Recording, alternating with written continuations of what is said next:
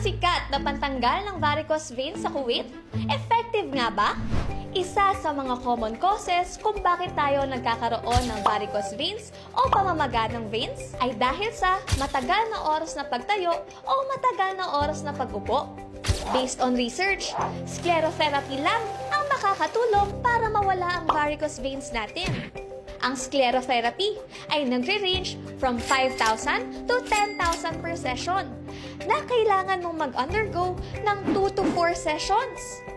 Isa sa mga customers ko ang nag-comment na 30,000 pesos ang ginastos niya para lang mawala ang kanyang varicose veins. Good news dahil meron tayong alternative para dyan. Ang BTY Overnight Mask at BTY Instaglow ay merong Centella asiatica, hydrolyzed collagen, and niacinamide na nakakatulong para mawala ang varicose veins natin.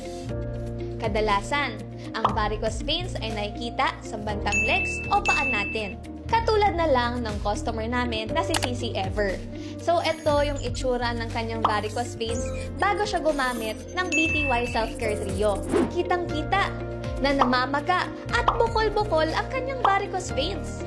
At dahil sa tuloy-tuloy na paggamit niya ng BTY Self-Care Trio, ang kanyang varicose veins nag-fade na! So makikita nyo mga sisi, from this to this, using BTY lang yan.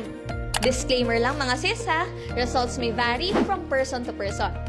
Ang kailangan lang ay maging consistent tayo sa paggamit ng BTY Advanced products kung gusto natin makita ang best results. At kung gusto mo pang makakita ng iba pang feedback, i-follow mo lang ako dito at sumali ka sa ating group na BTY Support Group.